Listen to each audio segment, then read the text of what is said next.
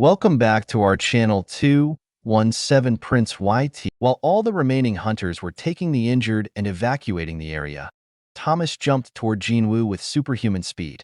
As he got close, Jin-Woo simply stepped on his face and jumped up, kicking him back to the ground. Thomas used his ability to pull Jin-Woo toward himself, and Jin-Woo used ruler touch to pull Thomas toward himself. Seeing this, Thomas thought, if he is planning on facing me head-on, and prepared to strike, saying, "I'll take you on gladly." Both of their fists collided, creating shock waves. But to his shock, Jin-Woo managed to break the armor that was covering his body and gave him a disappointing look. Thomas was knocked back into the ground. He got back up from the rubble, screaming and furious, and threw a punch at Jin-Woo, but Jin-Woo was too fast. He managed to dodge it and delivered a knee to Thomas's face, shattering the armor.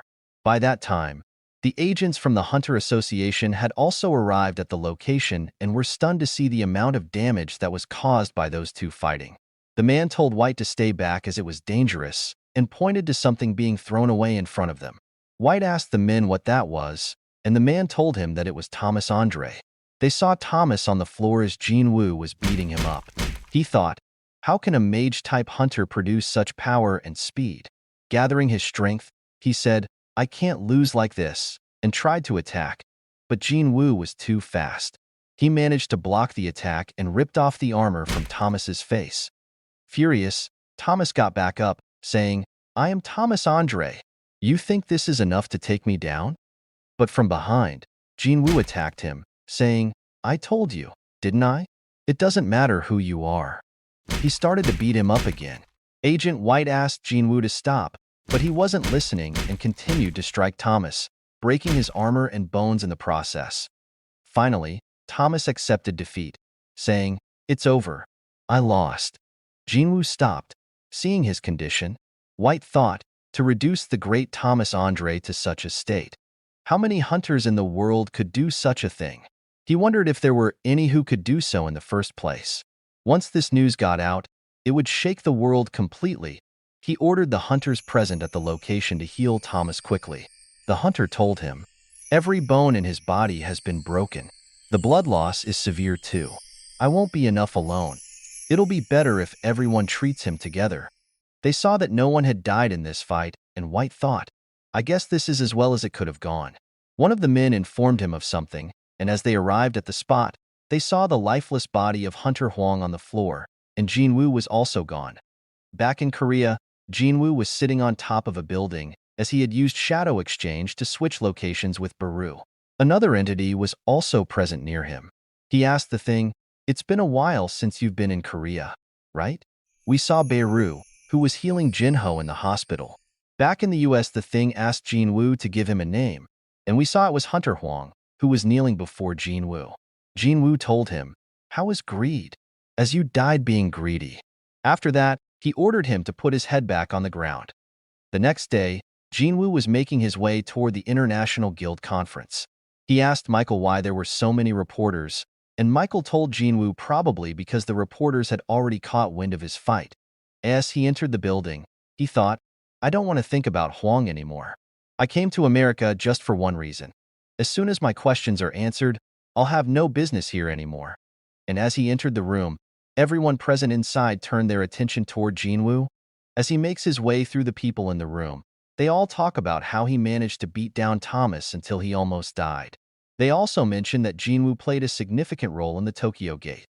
After some time, the presentation begins, and a scientist approaches the stage. He introduces himself as Dr. Belzer. He begins by saying, "I'm sure you are all aware of the rise in the number of gates appearing around the world, but not many of you may know that unusual activity has been detected above the skies." He explains that it has been widely reported that the magical energy concentration absorbed into the atmosphere is becoming increasingly greater, but he wants to refer to this magical energy differently. He opens up a map on the screen behind him, referring to the activity as Magisphere. He tells the people that this Magisphere is currently gathered above the skies of several countries. They have observed this phenomenon in a total of 9 places so far, and out of all those places, the Magisphere is most concentrated in Seoul, South Korea. Hearing that, everyone starts to look toward Jin-Woo, suspecting that he might be behind this. However, Dr. Belzer assures everyone that there is no need to look at Mr. Jin-Woo as if he is hurting the magosphere above the sky. If he were, he'd already be past the realm of hunters. Meanwhile, Jin-Woo wonders if these 9 places are related to the number of sovereigns. The doctor continues, saying, "We do not know its cause, and there's nothing we can do to deal with it at the moment. However, just because it is not possible to deal with it doesn't mean there isn't a need to. The world may be faced with a great change once again." After the presentation, director David Brennan approaches the stage, asking the doctor if the presentation has ended. He tells the doctor, "I'll take it from here." He stands in front of everyone, saying, "I have something urgent to announce to the hunters gathered here today." He begins by saying, "It is with a heavy heart that I deliver this news. Around 2 weeks ago, Hunter Christopher Reed was assassinated by a group of unidentified assailants." After hearing that, everyone is in disbelief. How could someone as powerful as Christopher Reed be assassinated? Who could be powerful enough to do so? The crowd begins to talk, with some speculating if it was the guy who fought Thomas yesterday. Jin-Woo shows no reaction to their gossip. Director David continues by saying, "The news of Christopher Reed's death will be officially released tomorrow. We suspect a man we are referring to as Suspect S is the perpetrator." Jin-Woo then sees his father's picture appear on the screen. The hunters comment on the man's appearance, noting that he resembles someone in the room. One man jokes, "All Asians look similar to us anyway, but no matter how I look at it, that man resembles Hunter Jin-Woo." They sense Jin-Woo's mana as he is furious after seeing his father's picture on the screen. Jin-Woo thinks, "Dungeons are the territory of the rulers. Why did they send a monster in the form of my father? Does this have something to do with what Kamish said?" Director David explains that the man found in a gate in the US was determined to be a monster capable of speaking the human language. They had requested the aid of S-rank Hunter Huang, who spoke Korean, to lead the interrogation, but the suspect attacked Huang in the middle of the interrogation and destroyed the Hunters Association headquarters in a sea of flames. The culprit was powerful enough to defeat Hunter Huang, a key member of the Scavenger Guild.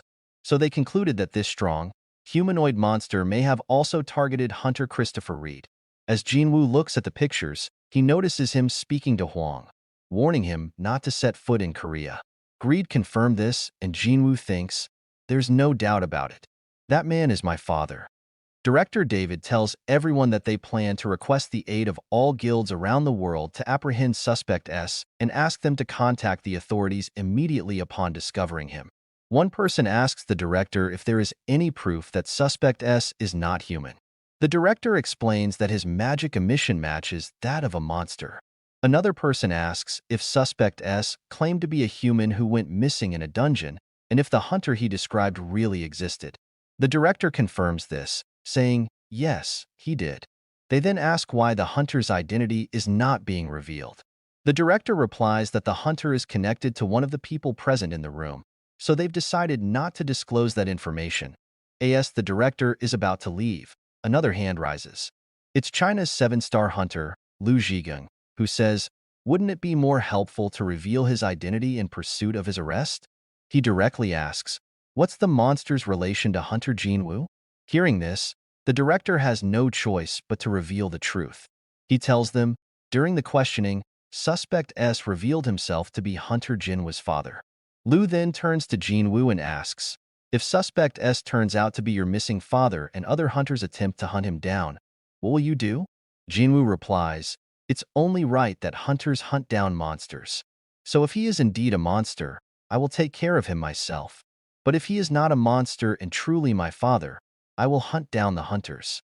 I will protect my family, even if that means making an enemy of every single hunter in the world." Sometime later, we see Woo outside with Jin-Woo. He asks Jin-Woo, "Did you mean what you said back there?" Jin-Woo answers, "Yes." Woo tells him, to say such a thing in front of 500 of the strongest hunters from over 120 different countries. There is probably only one other hunter in the world who would dare say something like that. Jin-Woo asks who the other person is, and Woo replies, "He's in the hospital right now." Woo then mentions a feast that the Hunters Association has organized and invites Jin-Woo to dine with the other hunters. Jin-Woo, however, is soon approached by Lim and some other people from his country. Lim says something to Jin-Woo, But Jin-Woo doesn't understand and asks Woo to translate. Woo tells Jin-Woo that Lim said he caught a giant monster that Jin-Woo let slip away on the coast of China. Lim goes on to say that the battle was more difficult than expected, especially since it took place on the water. He has been waiting to meet Jin-Woo ever since, curious about the kind of hunter who can take down such strong monsters with ease. He reaches out to Jin-Woo, saying he's happy Jin-Woo put Hunter Thomas in his place and that he believes Thomas was in the wrong. Seeing this, Jin-Woo thinks, my first impression of him was that he's just a grumpy guy. Turns out, he's a rather interesting person. Lim says something to Jin-Woo and starts to leave, surprising Woo. Woo tells Jin-Woo, he said he's hoping that Suspect S isn't a member of your family. Woo reassures Jin-Woo that Lim had no ill intent, and Jin-Woo tells him it's all right. After that, Chief David comes to meet Jin-Woo and asks if he has some time to spare. Fast forward, we see Jin-Woo sitting with Miss Selner. She greets him, saying, it's been a while. Hunter sung Jin-Woo. While Jin-Woo wonders, is the upgrader here? What does she want from me? He tells her, I never thought you'd come to see me again. She tells him, I've been having the same dream every night recently, of top-rank hunters being hunted down by someone. A few days later, these dreams become reality. He asks, do you mean Christopher Reed? She tells him, we warned Mr. Reed, but he wouldn't listen, and you know how that turned out. She continues, saying, powerful hunters who have been supporting our world will continue to die, and those hunting these hunters will not stop. Jin-Woo asks her, are you here to warn me as well? Miss Selner tells Jin-Woo, no, but I'm here to ask you to protect the hunters. I've been trying to remember the faces of those who were hunted in my dreams, but it was no use. So, I've decided to try something else, to confirm their identities with my ability within the dreams. But once I came into contact with the endless power that lies within you, I was forced to wake up from my sleep. Trembling, she tells Jin-Woo, I still remember vividly the voice I heard when we locked eyes. Jin-Woo asks, what did it say? Miss Selner tells him, it told me to go back and prepare for war.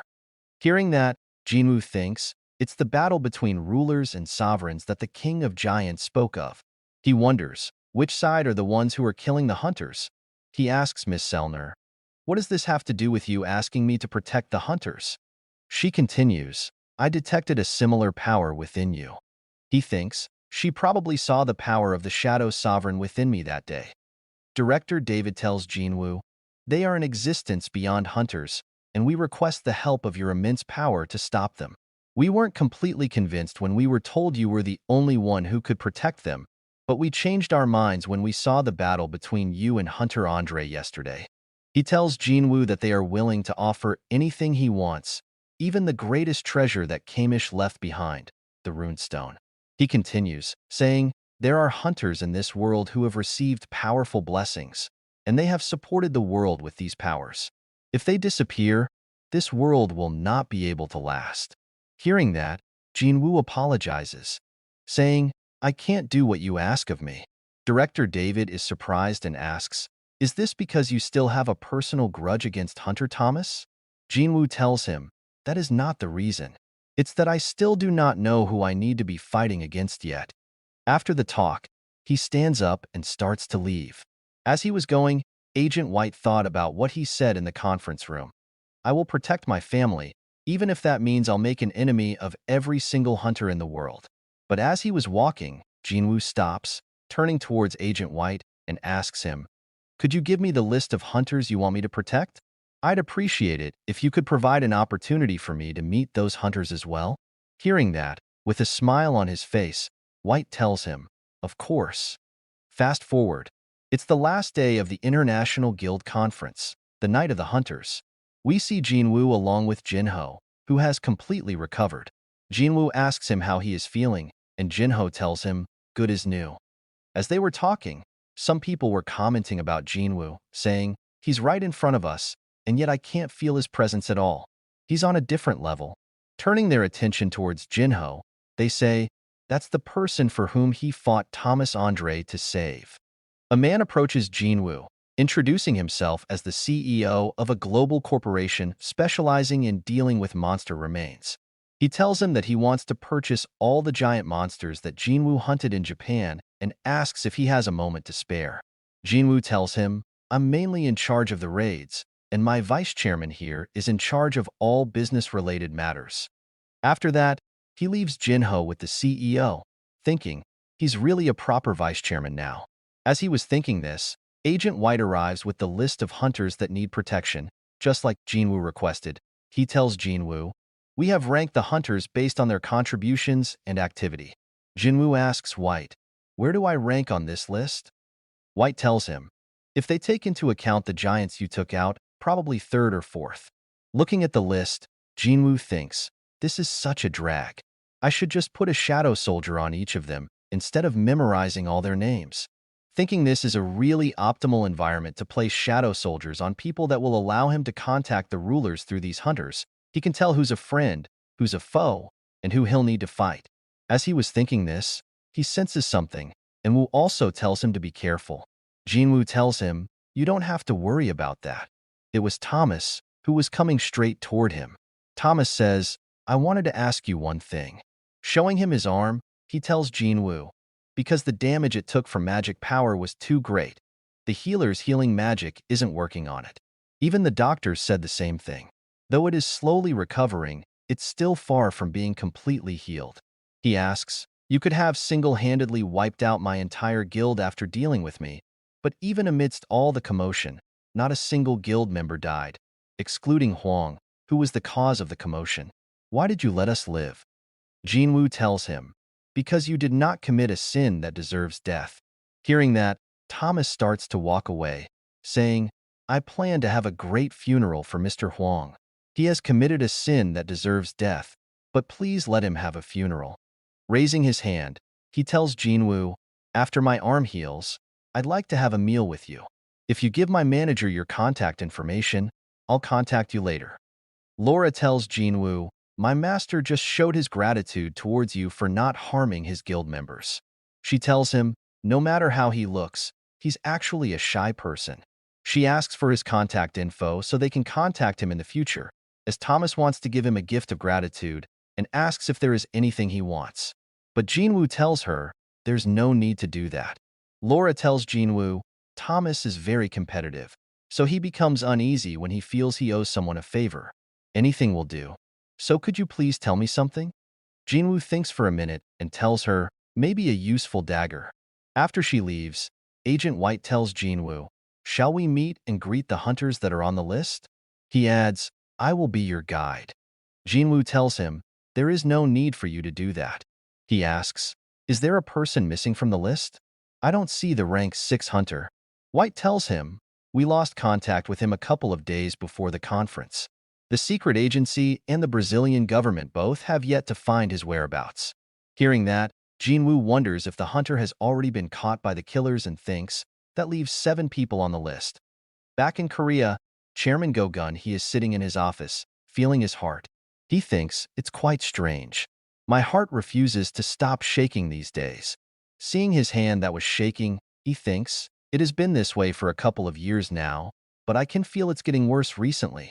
He wonders if this is his limit. He remembers what the doctors told him, that he could lose his life within half a year if he keeps up with this work. But since then, 2 years have passed, and he has reached where he is now. He thinks, I can't do much since it seems this is my limit. I should rather be thankful I held out for this long. Yes, he was thinking. He receives a call. He picks it up, and it was his wife, who was asking if he was all right. After the call, he says, she's such a worrywart. I was just about to go back. But all of a sudden, he senses a presence in the room and sits back up. As he looks to the side, he sees Silid, the monarch of Frost. Looking at him, the chairman thinks, I wonder if I could have a proper conversation with him, as I wasn't able to sense him when he arrived. Sensing his mana, he thinks, he's not someone I can take on alone. Silid tells him, this place has already been isolated from the outside world. The chairman wonders if he was dreaming right now. Silid attacks him with a piece of ice, saying, if this was a dream, do you think you could feel that? Seeing this, the chairman says, I will ask you once more. Who are you? Silid, getting up, says, I was hoping you would recognize me without me having to tell you. But it looks like you are a mere human after all. Hearing that, the chairman wonders what he was talking about. Scyllid lets out a mana wave, saying, I don't have an interest in playing around with weaklings. Reveal yourself, fragment of luminosity. Perhaps you are worried that your medium will break if you do, but it's bound to break sooner or later, no matter what you do. And if you're really worried about something like that, then this conversation is pointless. He shoots an ice ball towards the chairman, directly hitting him. With a smirk on his face, Scyllid says, We meet at last. As he sees two glowing eyes in the dust staring at him, he throws another attack towards the chairman, but it is easily deflected. As the dust clears, we see the chairman standing unharmed, even after being hit directly by one of Scyllid's attacks. Scyllid calls him the most brilliant fragment of luminosity. The chairman tells Scyllid, You isolated my office from the outside world and trapped it in a dimensional crack. That's not so bad. Hearing that, Scyllid tells him, I've been looking for you for a long time. To think you were struggling to use your true power while trapped inside a broken medium. We have already found the location of all 7 of your fragments, and we've broken 2 of them. All I wanted was to see the embarrassment on your prideful face before I killed you. Now that I've seen it, I can destroy you without any regrets. The chairman, furious, tells him, Try it, if you can, monarch of the frost. Hearing that, Scyllid says, So you're choosing to fight? How foolish. You, who are merely borrowing the body of a human, versus me, who has completely conquered one. Do you really think you can land even a single hit on me? Scyllid prepares to fight, covering the room with ice and attacking the chairman. But the chairman simply headbutts the ice, shattering it, leaps towards Scyllid, and throws a punch. However, Scyllid is too fast, managing to dodge and counterattacking by manifesting ice, almost piercing through the chairman's head. Seeing an opening, the chairman throws a punch at Scyllid's face, and in the nick of time, Scyllid freezes the chairman's entire arm, stopping the punch.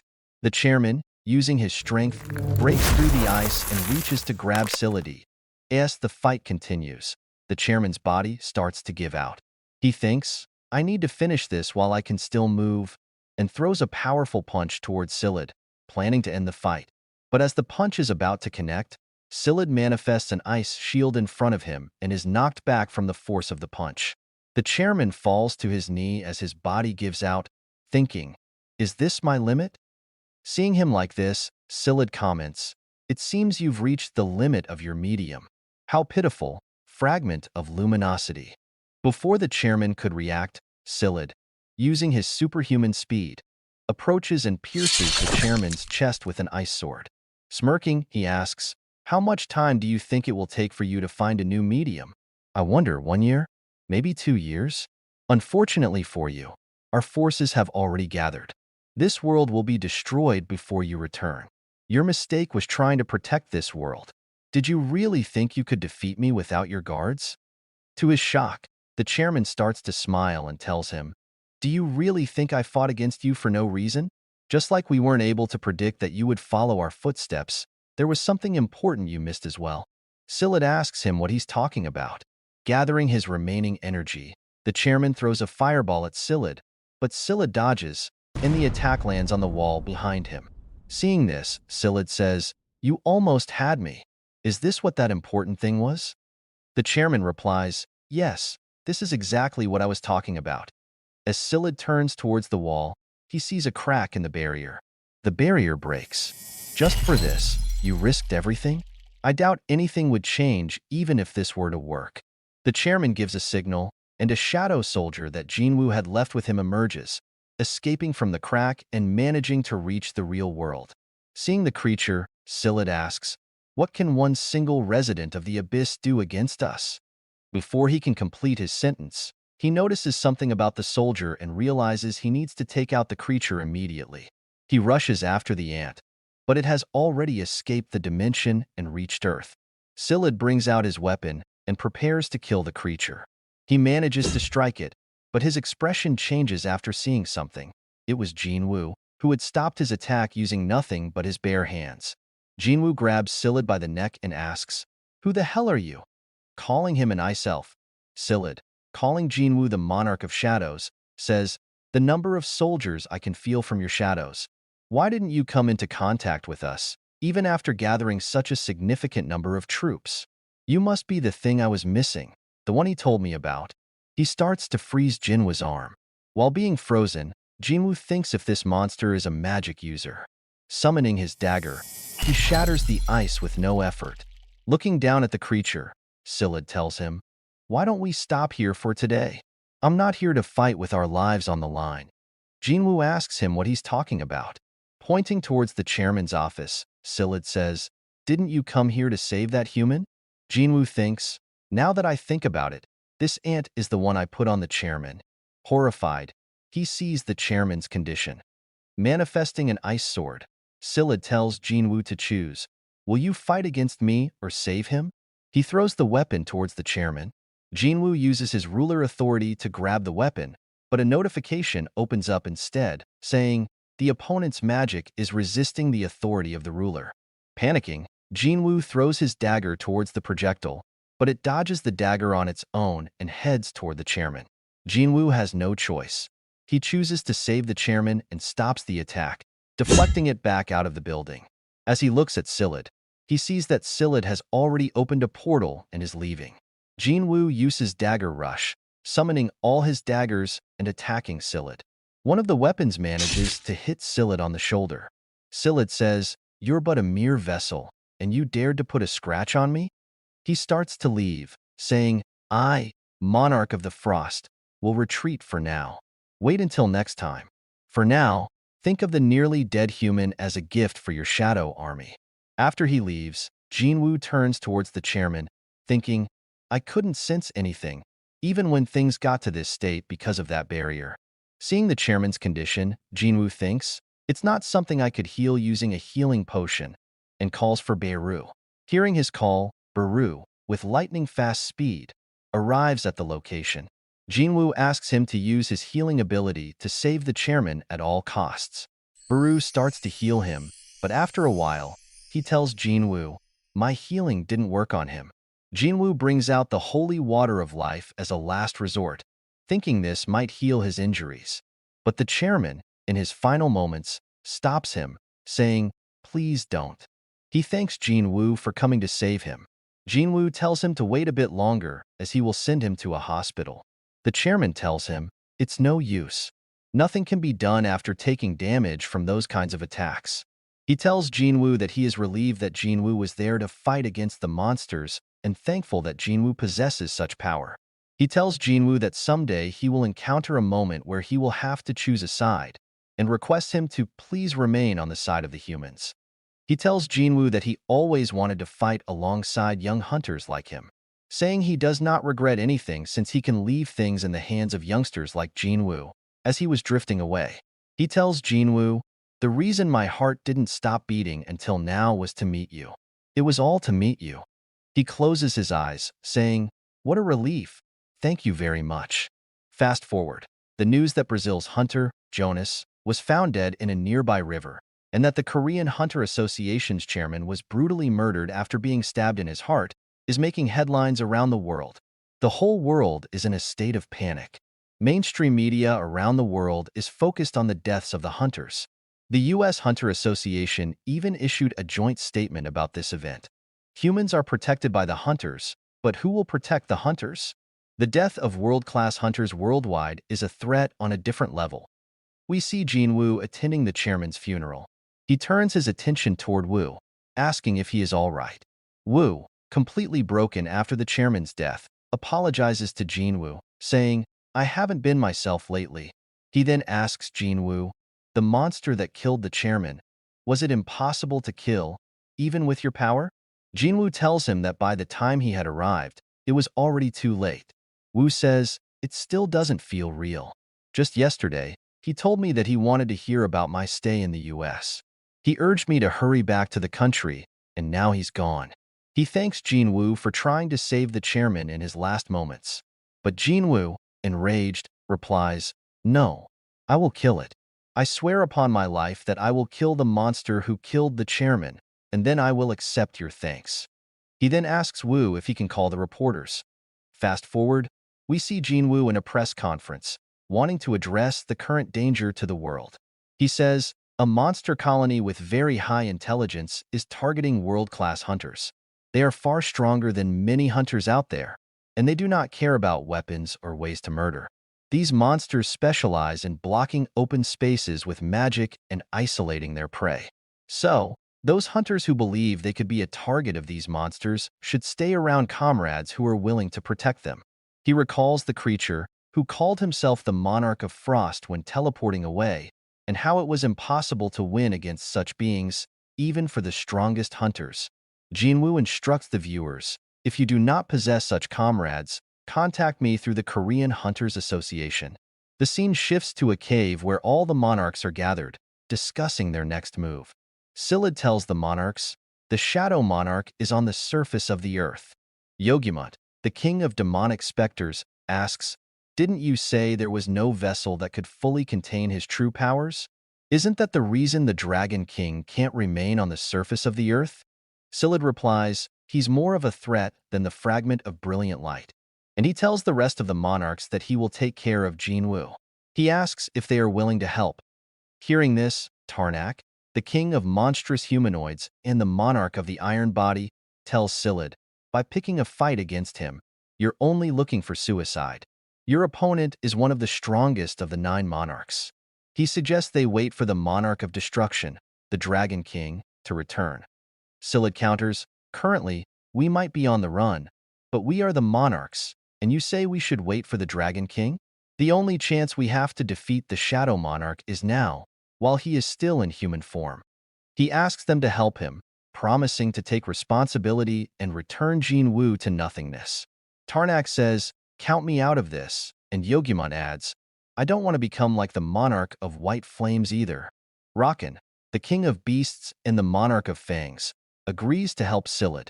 Hearing this, Tarnak reminds him of what happened to the monarch of white flames after he was defeated, saying, I don't want to be caught by the shadow monarch's authority and suffer through an eternal slumber. Rakan replies, he can't turn us into shadow soldiers in our original form.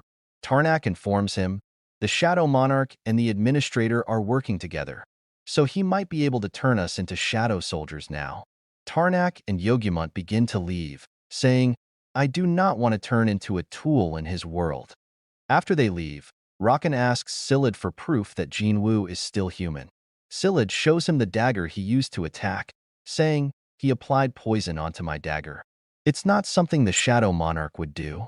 Hearing this, Quaratia, the queen of insects and the monarch of plagues, shows interest and says, if the Shadow Monarch could fully control his human body, he wouldn't have had to resort to such trickery. Scyld asks her if she would join him, and Quaratia replies, I will help you. Hearing this, Rakan says, we will kill the Shadow Monarch together. Meanwhile, Jin-Woo stands on top of a building, trying to locate Scyld. He thinks, I cannot sense his magic power. He remembers their fight and thinks, he didn't have a shadow with him, and he said he was in his original form. Jin-Woo recalls what the monarch of the giants told him, that the monarchs and rulers are all in their original forms and cannot become shadow soldiers. Back at the Hunters Association, Wu and the rest of the Hunter Association officials are in a meeting to select a new chairman. They discuss how the position has been empty for about a week. They note that the fact that an S-rank hunter was the chairman of the association had many symbolic meanings, and now that the association overseeing 5 great guilds has lost such a figure, they wonder who will be able to control the guilds now. They mention that, even though high-ranked hunters are very influential, extra caution is needed in bringing in outsiders. After a long discussion, all of the directors decide to choose Hunter Wu as the new president of the association. Wu, taken by surprise, asks why they are choosing him. The directors tell him that Wu had most closely assisted the president and gained the most skill. He is also very capable in terms of leadership and has the ability to call hunters into action. They explain, there is no law that only an S-rank hunter can take the place of president. We need a president who casts influence among hunters and a presence hunters fear. Wu, you are the perfect candidate. On top of that, you possess the ability to move around the great forces of Korea. They tell him they cannot force their decision on him, but ask if he would carefully consider accepting their proposal. Back in the US, at the Scavenger Guild headquarters, Thomas, along with Laura, is going down an elevator. Thomas tells Laura, "It's been a while since I last came to the underground." As they make their way through the facility, Laura asks Thomas if he is really planning on giving that away as a gift. Thomas asks, "Do you think it's not worth the lives of me and the guild members?" She replies, "That's not the reason." Thomas asks, "Do you think he lacked the skills as a hunter to use this?" As they stand in front of it, Thomas comments, "As awesome as always." Laura tells him, "There are only two of them in the entire world, and I am sure that number will stay consistent throughout the future." Thomas tells her she is right, and Laura asks, "Are you still going to give it to him?" Thomas replies, "That's the reason I am going to give it to him." He adds, "Don't you think it's a waste that the best of all weapons is just rotting here?" Chapter end here. For more, like, share, and subscribe.